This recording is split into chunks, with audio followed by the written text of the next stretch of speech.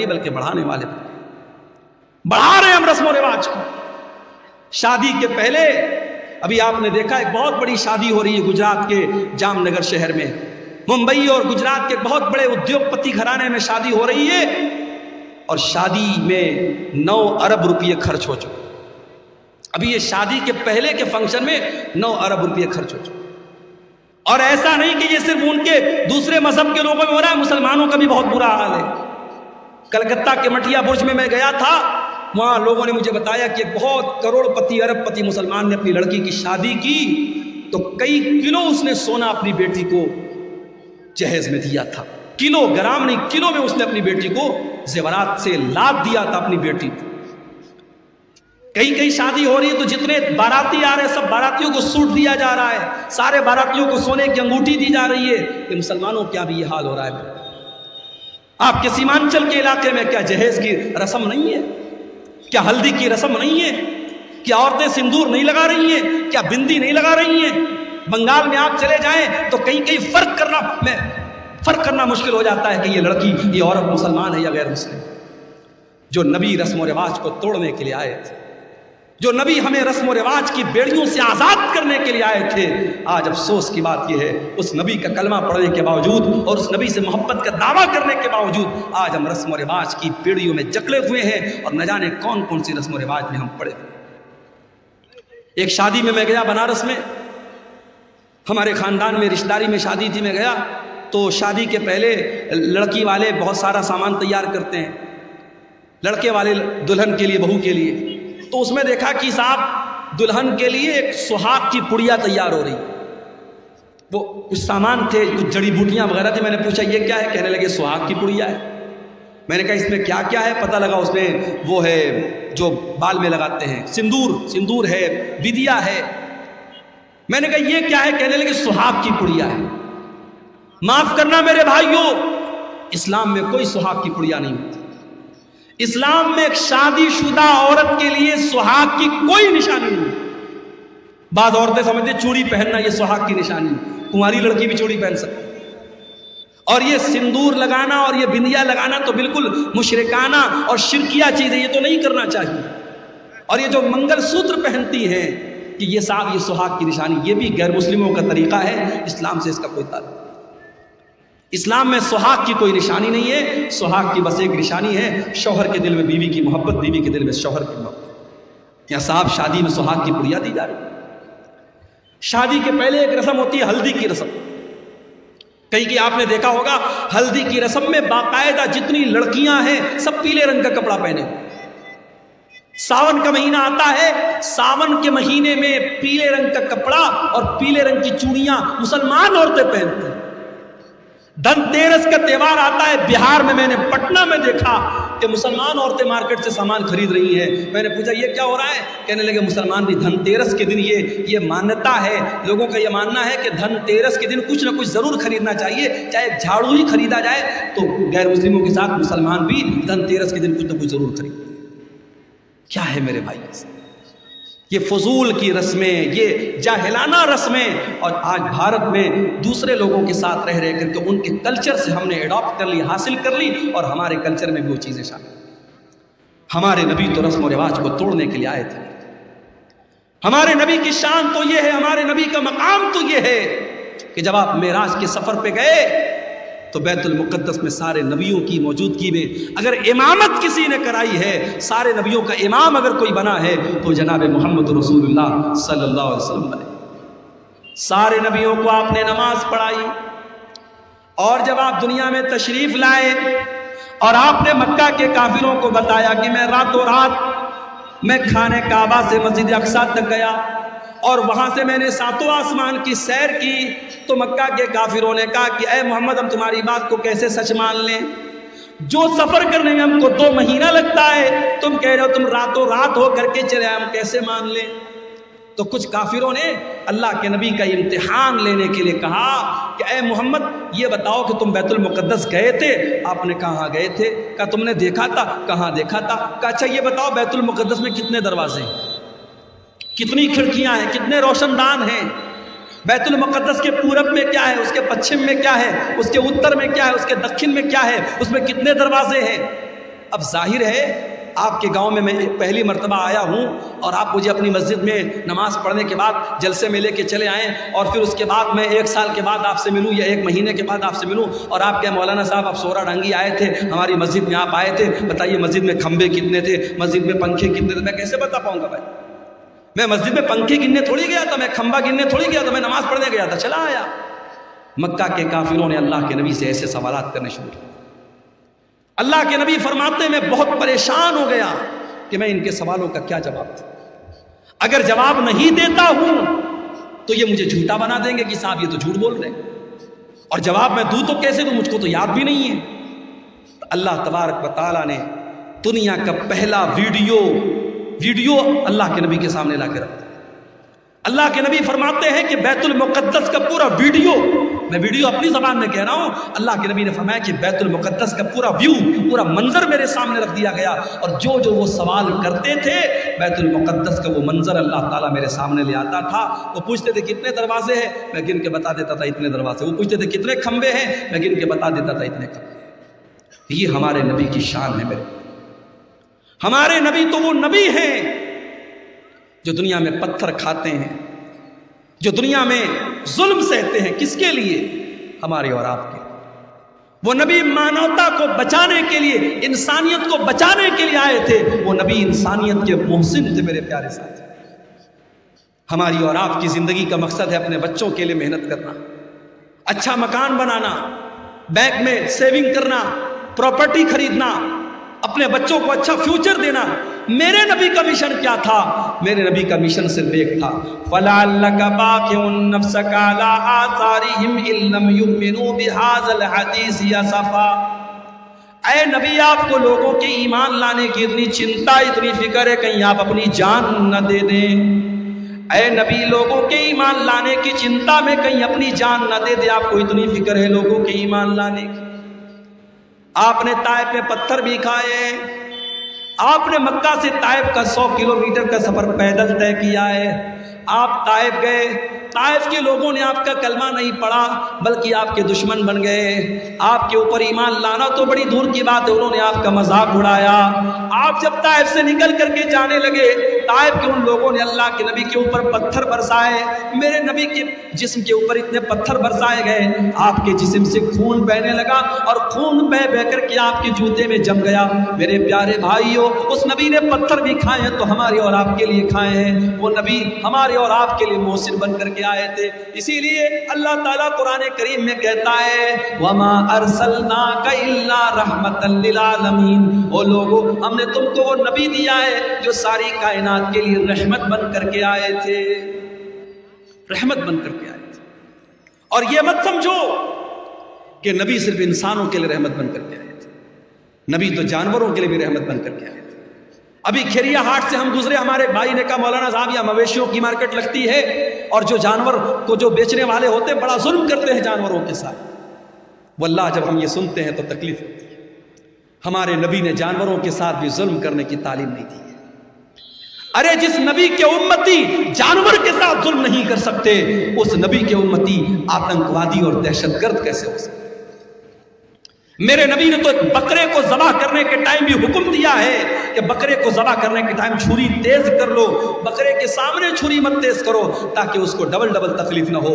جانور کو ذبح کرنا ہے، حلال کرنا ہے، اللہ نے اس کو ہمارے لیے حلال بنایا ہے، اس کا گوشت ہم کھائیں گے، مگر اس کو حلال کرنے کا، ذبح کرنے کا بھی طریقہ بتایا ہے اللہ کے نبی نے، اس میں طریقہ ایسا بتایا اس کو تکلیف نہ ہو۔ اور آج میڈیکل سائنس بھی یہ کہتی ہے کہ جو جھٹکے سے جانور کو مارتے ہیں، کبھی آپ یوٹیوب پر دیکھیے، جو جھٹکے سے جو مارا جاتا ہے اور گردن کے اوپر ایسے جو ہے وہ جو چاپڑ ہوتا ہے اور اسے مارتے ہیں، تو وہ جو طریقہ جانور کو مارنے کا ہوتا ہے اور جو اسلام کا طریقہ ہے گلے پر چھری چلانے کا، دونوں میں بہت فرق ہے۔ اور اسلامی طریقے میں جانور کی جان فوراً نکل جاتی ہے، اس کو تکلیف نہیں ہوتی۔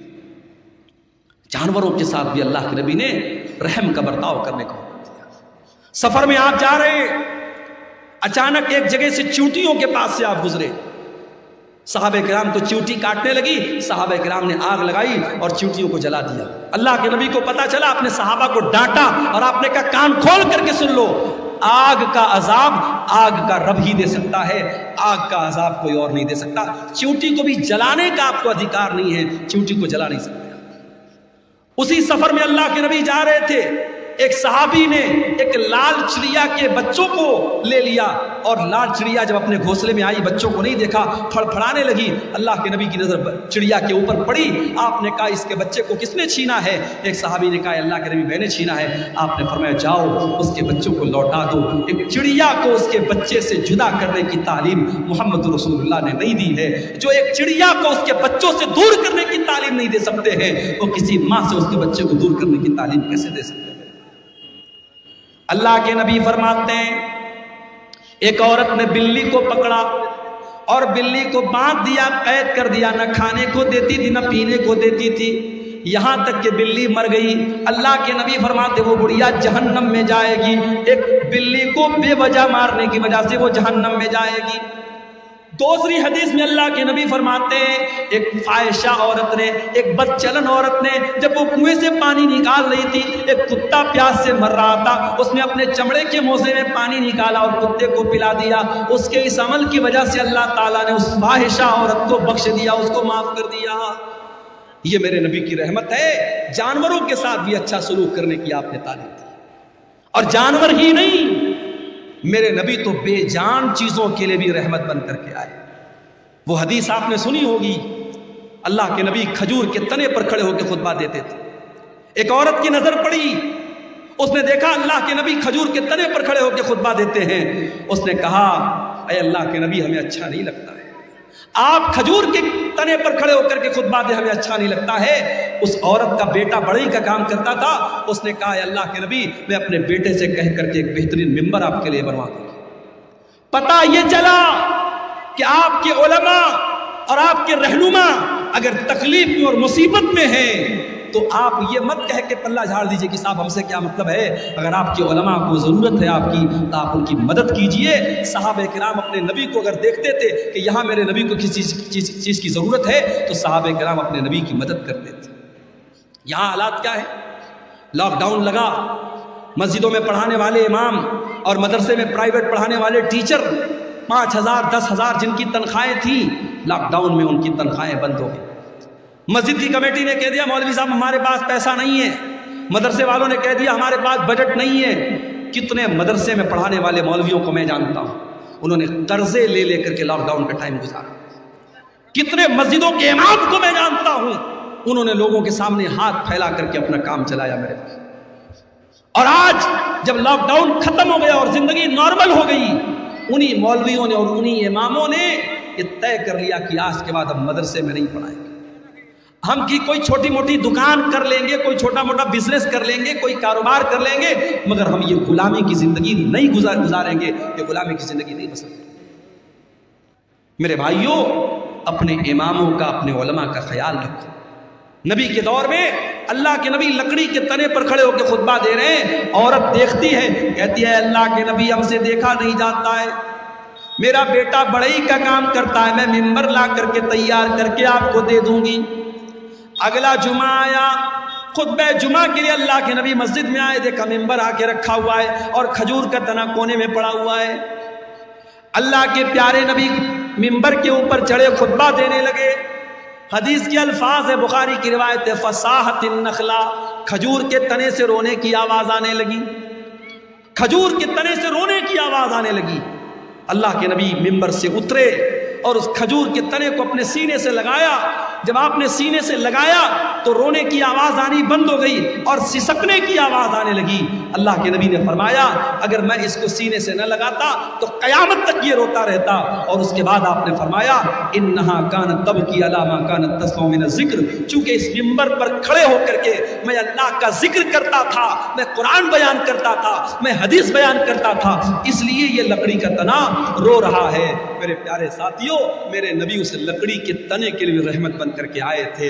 हम और आप इतने बड़े बदनसीब हैं कि आज उस नबी, जो नबी जिस नबी से लकड़ी का तना भी मोहब्बत करता था, हम इतने बड़े बदनसीब हैं कि उस नबी से का नाम तो हम लेते हैं, उस नबी से मोहब्बत का दम तो भरते हैं, मगर उस नबी की सुन्नतों से हम पीछे हैं, उस नबी के तरीके से हम पीछे हैं। न हमारी शादी ब्याह उस नबी के तरीके के मुताबिक है, न हमारा लेन देन उस नबी के तरीके के मुताबिक है, न हमारा अखलाक उस नबी के तरीके के मुताबिक है। हमारा नौजवान तो नौजवान 60 साल के बूढ़े जब سیلون میں جاتے ہیں اور سیلون میں جا کر کے اپنی داڑھی کو مڈاتے ہیں اور کلین شیو ہوتے ہیں، انہیں شرم آنی چاہیے، انہیں غیرت آنی چاہیے، اور انہیں سوچنا چاہیے کہ ان کے نبی نے کہا تھا کہ داڑھی کو چھوڑ دو، ان کے نبی نے منع کیا تھا کہ داڑھی کو مت چھیڑو، داڑھی کو مت کاٹو، داڑھی کو مت موڑو۔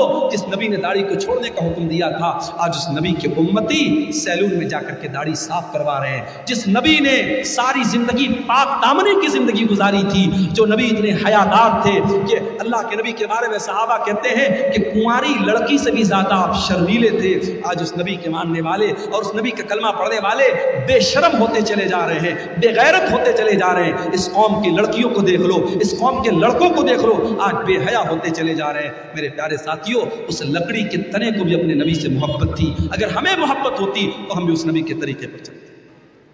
اور آگے بڑھیے، وہ نبی ہم سے بہت محبت کرتے تھے، وہ نبی ہمیں بہت چاہتے تھے۔ اللہ نے قرآن میں فرمایا لَقَدْ جَاءَكُمْ رَسُولٌ مِّنْ أَنفُسِكُمْ عَزِيزٌ عَلَيْهِ مَا عَنِتُّمْ حَرِيصٌ عَلَيْكُمْ بِالْمُؤْمِنِينَ رَءُوفٌ رَحِيمٌ۔ اے مسلمانوں، ہم نے تم کو وہ رسول دیا ہے جو جان سے زیادہ تم سے محبت کرتے ہیں، جو تمہیں فائدہ پہنچانے کی پوری کوشش کرتے ہیں، جو تمہیں تکلیف سے بچانا چاہتے ہیں۔ اللہ کے نبی کی سیرت میں آپ یہ واقعات دیکھیں، مسواک سے آپ کتنی محبت کرتے تھے۔ انتقال کے پہلے بھی آپ نے حضرت عائشہ کے بھائی عبد الرحمن کے ہاتھ میں مسواک دیکھی، حضرت عائشہ کو اشارہ کیا، حضرت عائشہ نے اپنے بھائی سے مسواک کو لیا، اپنے دانتوں سے نرم کیا۔ اللہ کے نبی نے اپنے آخری ٹائم بھی مسواک کیا ہے۔ مسواک سے اتنی محبت کرتے تھے اللہ کے نبی، اس کے باوجود آپ نے اپنی امت کی آسانی کے لیے کیا فرمایا؟ لولا ان اشق علی امتی لامرتهم بالسواک عند كل صلاۃ۔ اگر میں اپنی امت کے لیے پریشانی نہ سمجھتا، اگر میں اپنی امت کے لیے مصیبت نہ سمجھتا تو میں مسواک کو کمپلسری کر دیتا، ضروری کر دیتا۔ لیکن اگر میں مسواک کو ضروری کر دیتا میری امت پریشانی میں پڑ جاتی، اس لیے مسواک کو آپ نے ضروری قرار نہیں دیا۔ تراویح کی نماز کو دیکھو میرے بھائیوں، پہلے دن اللہ کے نبی نے تراویح پڑھائی تو تھوڑے سے صحابہ آئے، دوسرے دن آپ نے تراویح پڑھائی تو آدھی مسجد بھر گئی، تیسرے دن آپ نے تراویح کی نماز پڑھائی تو پوری مسجد بھر گئی، چوتھی رات آپ نہیں آئے۔ جب فجر کی نماز میں آپ آئے، آپ نے فرمایا میں جان بوجھ کر کے نہیں آیا، اے میرے صحابہ اس نماز کو لے کر کے تمہارا جذبہ میں نے دیکھا، تمہارا شوق میں نے دیکھا، خشیت ان تفرض علیکم، میں ڈر گیا کہ کہیں تراویح کی نماز تمہارے لیے فرض نہ ہو جائے۔ اس نبی نے چوتھے دن تراویح کی نماز نہیں پڑھائی تاکہ تراویح کی نماز فرض نہ ہو جائے۔ میرے بھائیوں، وہ نبی ہم سے اتنی محبت کرتے تھے، ہماری آسانی چاہتے تھے۔ وہ نبی معراج کے سفر میں آپ گئے، 50 ٹائم کی نماز آپ کو ملی، آپ واپس آئے، موسیٰ علیہ السلام سے ملاقات ہوئی، موسیٰ علیہ السلام نے کہا کہ اے محمد صلی اللہ علیہ وسلم کتنا آپ کو کیا حکم ملا اللہ تعالیٰ کی طرف سے؟ کہا کہ 50 ٹائم کی نماز میں۔ کہا کہ آپ کی امت نہیں پڑھ پائے گی، میں نے بنی اسرائیل کو آزمایا ہے، میں نے تجربہ کیا ہے، بنی اسرائیل کو میں نے بہت آزمایا ہے، آپ کی امت 50 ٹائم کی نماز نہیں پڑھ پائے گی، آپ جائیے اپنے رب سے کم کروائیے۔ اگر اللہ کے رسول کو خود پڑھنا ہوتا 50 پڑھنے میں آپ کو کوئی دقت نہیں تھی، اپنی امت کی آسانی کے لیے آپ گئے اور 50 میں 10 کم کروا کے 40 لے کے آئے۔ حضرت موسیٰ نے کہا 40 بھی نہیں پڑھ پائے گی، واپس جائیے۔ آپ پھر گئے، 40 میں سے 10 اور کم کروا کے لائے، 30 ہو گئی، 30 سے 20 ہو گئی، 20 سے 10 ہو گئی، 10 سے 5 ہو گئی۔ 5 ٹائم کی نماز بھی جب اللہ کے نبی لے کر کے آئے، حضرت موسیٰ نے کہا اے محمد صلی اللہ علیہ وسلم آپ کی امت 5 ٹائم کی نماز بھی نہیں پڑھ پائے گی۔ اور واقعی میں 5 ٹائم کی نماز بھی آج ہم نہیں پڑھ پا رہے۔ بڑے کاروباری ہیں ہم، بڑے بزنس مین ہیں، دکان پر بیٹھے ہوئے ہیں، حی علی الصلاۃ کی آواز آ رہی ہے مگر ہمیں نماز پڑھنے کی فرصت نہیں ہے۔ رات کو 2-2 بجے تک ہمارے نوجوان موبائل پہ لگے ہوئے ہیں، اور فجر کے ٹائم 5 ساڑھے 5 بجے جب فجر کی اذان ہو رہی ہے اور مؤذن کہہ رہا ہے الصلاۃ خیر من النوم، نماز نیند سے بہتر ہے۔ 2 بجے تک 3 بجے تک رات میں جاگنے والا مسلمان فجر کی نماز میں سویا ہوا ہے۔ میرے پیارے بھائیوں، موسیٰ علیہ السلام کو کتنا بہترین تجربہ تھا اپنی قوم کا، انہوں نے کہا آپ کی امت 5 ٹائم کی نماز بھی نہیں پڑھ پائے۔ معاف کرنا میرے بھائیوں، آپ کا بزنس اور آپ کا کاروبار نماز سے بڑا نہیں ہے۔ آپ کاروبار بھی کیجئے، آپ بزنس بھی کیجئے، لیکن نماز اپنے ٹائم پر پڑھیے۔ اللہ قرآن میں کہتا ہے رجال لا تلہیہم تجارت ولا بیع عن ذکر اللہ و اقام الصلاۃ. میرے نیک بندے وہ ہیں، میرے مومن بندے وہ ہیں، ان کا کاروبار، ان کا بزنس، ان کی تجارت ان کو نماز سے غافل نہیں کرتا ہے. وہ کاروبار بھی کرتے ہیں، وہ بزنس بھی کرتے ہیں، اور نماز کا ٹائم ہوتا ہے تو نماز پڑھتے ہیں. یخافون یوما تتقلب فیہ القلوب والابصار. وہ قیامت کے دن سے ڈرتے ہیں، وہ اللہ کے عذاب سے ڈرتے ہیں، وہ پابندی سے نماز پڑھتے ہیں. نماز کے سلسلے میں آپ کوئی ڈھیلائی مت کیجیے میرے بھائی. سعودی عرب کا ایک واقعہ ایک عالم نے لکھا وہاں کے کہ ایک مرتبہ میں فلائٹ میں سفر کر رہا تھا اور میرے ساتھ ایک فوج کا ریٹائر کرنل تھا جو پہلے فوج میں کام کرتا تھا، میرے ساتھ وہ بیٹھا. کہتے میں نے فلائٹ میں سفر کیا، فلائٹ سے ہم لوگ اترے، ایئرپورٹ پر کافی دیر تک ہم بیٹھے تھے، دوسری فلائٹ کا انتظار کر رہے تھے. میں نے ایک بات نوٹس کی کہ تھوڑی دیر پر وہ انسان کسی کو فون کرتا ہے اور کہتا ہے کہ بیٹا آپ نے نماز پڑھ لیا. بار بار ظہر کا ٹائم آیا، بیٹے سے پوچھ رہا ہے نماز پڑھ لیا. عصر کا ٹائم آیا، بیٹا پوچھ رہا ہے نماز پڑھ لیا. میں نے پوچھا یہ کس سے آپ بار بار پوچھ رہے ہیں؟ فوج کا ریٹائر کرنل تھا سعودی عرب کا. اس نے اس مولانا کو جواب دیا کہ ہاں یہ میں اپنے بیٹے کو کال کرتا ہوں، اور میں ہر نماز کے ٹائم میرا معمول ہے اپنے بیٹے کو کال کر کے پوچھتا ہوں کہ تو نے نماز پڑھی کہ نہیں پڑھی. تربیت اس کو کہتے ہیں میرے بھائی.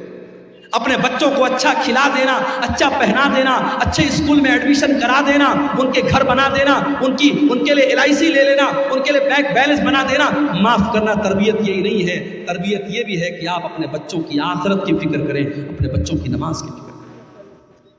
اسی لیے اللہ قرآن میں کہتا ہے وَأْمُرْ أَهْلَكَ بِالصَّلَاةِ وَاسْتَبِرْ عَلَيْهَا. خود بھی نماز کی پابندی کرو اور اپنے بچوں کو نماز کا پابند بناؤ. اللہ کے نبی فرماتے ہیں مُرُوا أَوْلَادَكُمْ بِالصَّلَاةِ وَهُمْ أَبْنَاءُ 7 سنین. جب تمہارے بچے 7 سال کے ہو جائیں ان کو نماز کا حکم دو. وَاضْرِبُوهُمْ عَلَيْهَا. اور جب 10 سال کے ہو جائیں اور نماز نہ پڑھے تو ان کی پٹائی کرو. اچھا 7 سال کے بچے کو پیٹنے کا حکم نہیں دیا اللہ کا.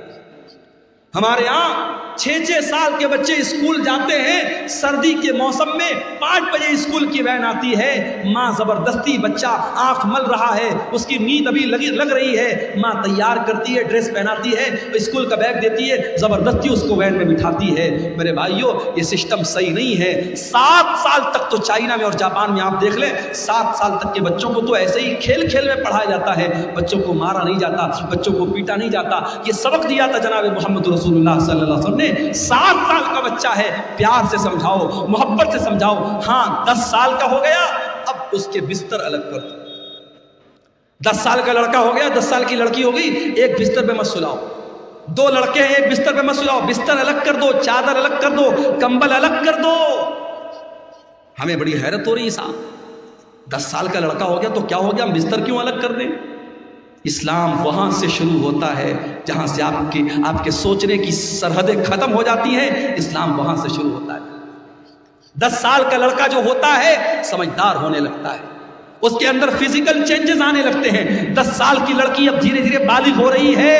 اسلام نے کتنا پاکیزہ مذہب ہے. 10 سال کا لڑکا یا لڑکی ہو جائے اسلام کہتا بستر الگ کر دو تاکہ اب وہ جوانی کی طرف جب بڑھیں تو ان کے دل میں کوئی غلط خیال نہ آئے، اور ایک بستر پہ اگر سوئیں گے تو ان کے دل میں غلط خیالات پنپ سکتے ہیں. اسلام نے بستر کو الگ کرنے کا حکم دیا، اور اللہ کے نبی نے کہا 10 سال کا بچہ ہو جائے اور نماز نہ پڑھے تو اس کی پٹائی.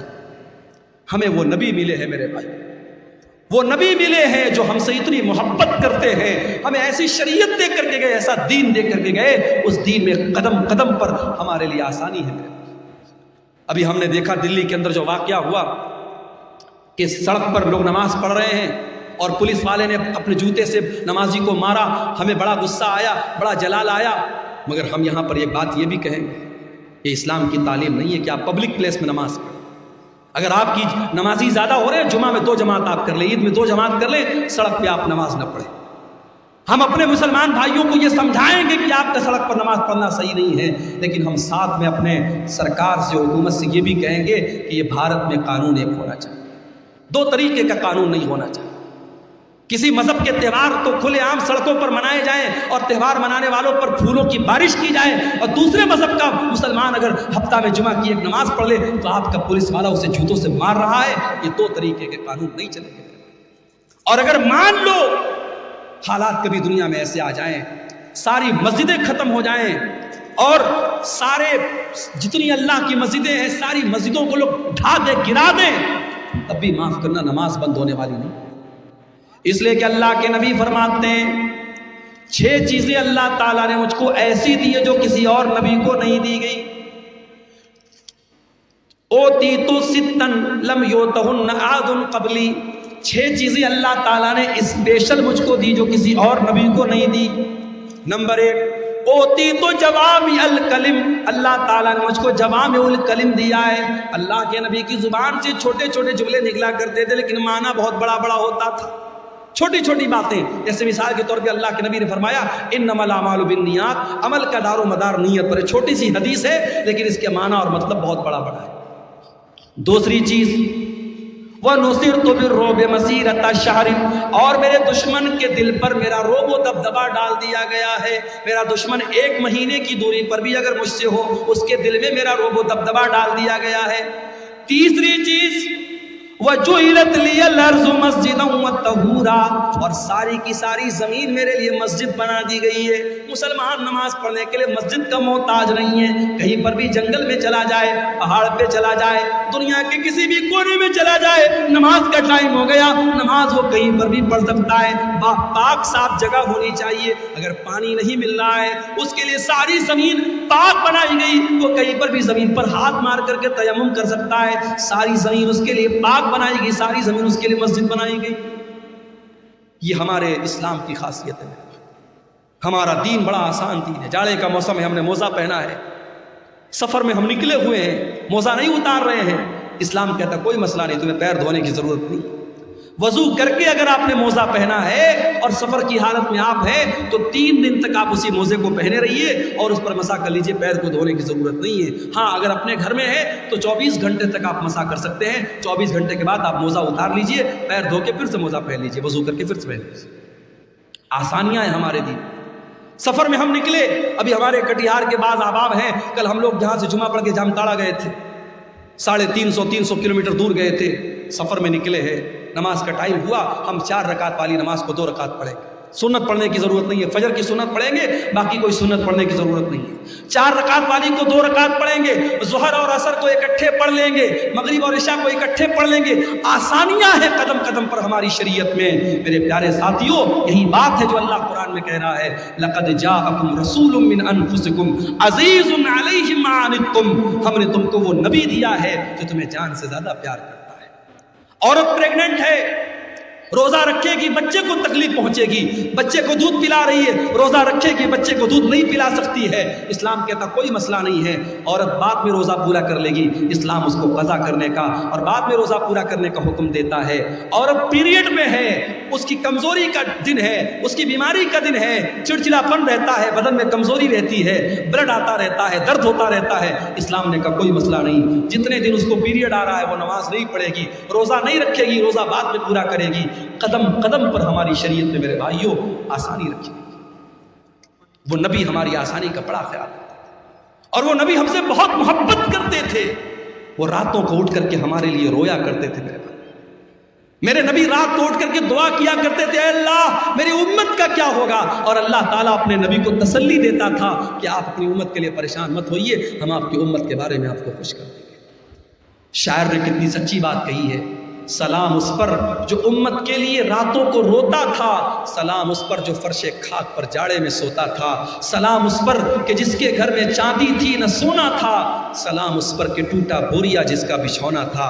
میرے پیارے بھائیوں، اس نبی سے ہمیں واقعی میں سچی محبت کرنی چاہیے، اس نبی سے واقعی میں سچی محبت کرنی چاہیے، اور وہ نبی صرف دنیا میں ہمارے کام نہیں آ رہے ہیں بلکہ آخرت میں بھی ہمارے کام آئیں گے۔ اللہ کے نبی فرماتے ہیں انا سید ولد آدم یوم القیامہ، قیامت کے دن سارے آدم کی اولاد کا سردار میں رہوں گا، واول من ينشق عنه القبر، اور قیامت کے دن سب سے پہلے میری قبر پھٹے گی، واول الشافعین، اور قیامت کے دن جب سارے نبی اپنا پلہ جھاڑ لیں گے اور کہہ دیں گے میں آج کسی کی سفارش نہیں کر سکتا، تو سب سے پہلے میں سفارش کروں گا اور سب سے پہلے میری سفارش قبول کی جائے گی۔ وہ نبی قیامت کے دن بھی ہمارے کام ہے۔ شاعر کہتا ہے بروز قیامت بجز نفسی نفسی کسے یاد آئے گی اسلم کسی کی، بروز قیامت بجز نفسی نفسی کسے یاد آئے گی اسلم کسی کی، نہ بھولیں گے جس کو نبی مکرم وہ امت نہیں ہے تو پھر اور کیا ہے، زباں پر ہے نعت نبی مکرم یہ الفت نہیں ہے تو پھر اور کیا ہے۔ وہ نبی ہم سے بڑی محبت کرتے تھے میرے بھائی۔ اللہ کے نبی فرماتے ہیں کہ اللہ تعالیٰ نے ہر نبی کو ایک دعا ایسی دی جس کے قبول کرنے کی گارنٹی لے لی، اور ہر نبی نے اپنی اس دعا کو دنیا میں مانگ لیا۔ اللہ کے نبی فرماتے ہیں کہ میں نے اپنی دعا کو سنبھال کے رکھا ہے۔ سارے نبیوں نے اپنی دعا کو مانگ لیا، لیکن میں نے اپنی دعا کو سنبھال کے رکھا ہے۔ کس کے لیے؟ اپنے لیے نہیں، اپنے پریوار کے لیے نہیں، اپنے بچوں کے لیے نہیں، شفاعۃ لامتی یوم القیامہ، میں قیامت کے دن اپنی امت کے لیے سفارش کروں گا، قیامت کے دن اپنی امت کے لیے اللہ سے گر گڑا کے معافی مانگوں گا۔ میرے پیارے ساتھیوں، اس نبی کی قدر کرو، اس نبی سے محبت کرو، اس نبی کی اتباع کرو، اس نبی کی اطاعت کرو۔ اور میرے بھائیوں، یہ ہمارے مولانا توحید صاحب نے ایک پرچی دی ہے، ان پہ کچھ سوالات ہیں، میں ان کو جواب دے کر کے میں بات ختم کروں گا، کیونکہ ہمارے ایک بنگلہ مقرر بھی موجود ہے اور 3 بجنے والے ہیں۔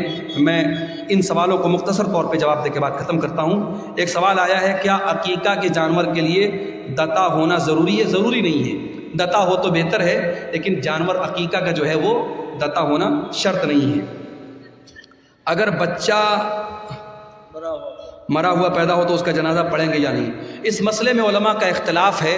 علامہ البانی کی جو تحقیق ہے وہ یہ ہے کہ چونکہ بچہ جو ہوتا ہے 4 مہینے کا جب ہو جاتا ہے 120 دن کا، تو اس کے اندر روح ڈال دی جاتی ہے۔ ماں کے پیٹ میں بچہ جب 4 مہینے کا ہوتا ہے اس کے اندر روح ڈال دی جاتی ہے، اس لیے 4 مہینے کے بعد جب بھی وہ پیدا ہوگا، اگر وہ جنازہ پڑھنے، اگر وہ غسل دینے لائق ہوگا تو غسل دیں گے اور کفنائیں گے اور جنازہ بھی پڑھیں گے، اور یہی بات زیادہ مضبوط سمجھ میں آتی ہے دلیل کی روشنی میں۔ تو بہتر یہی کہ اس کا جنازہ پڑھیں گے۔ اگر کوئی نہیں پڑھتا ہے تو کوئی گناہ کی بات نہیں ہے، لیکن دلیل کی روشنی میں زیادہ مضبوط بات یہی ہے۔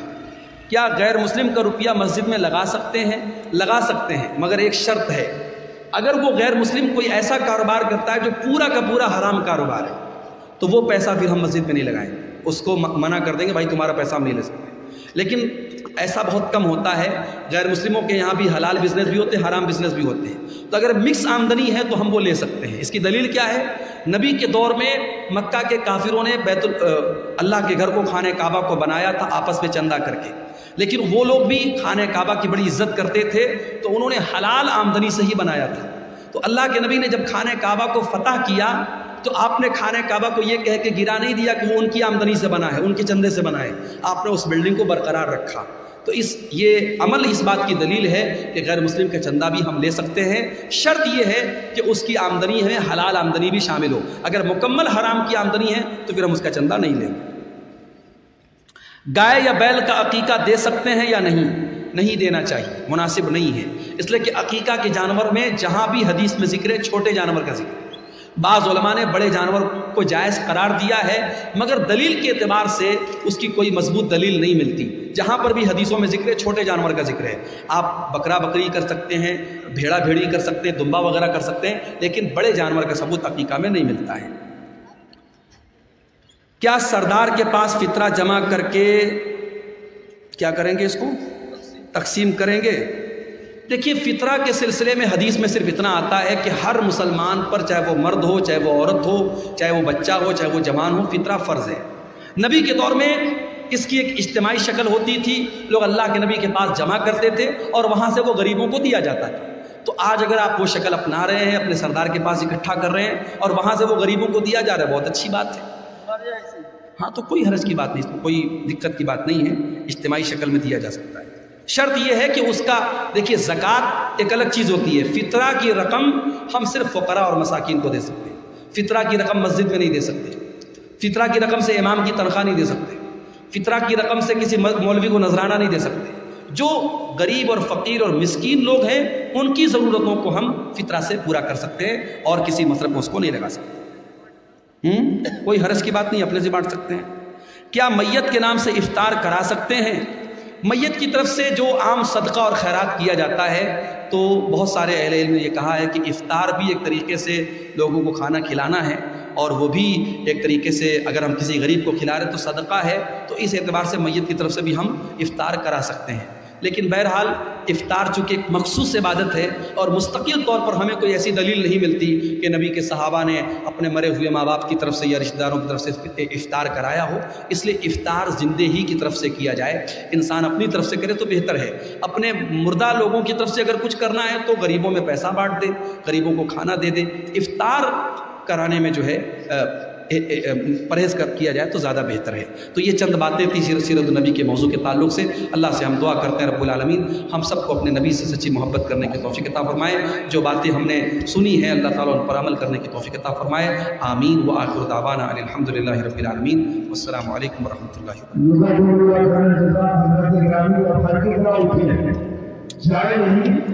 وبرکاتہ۔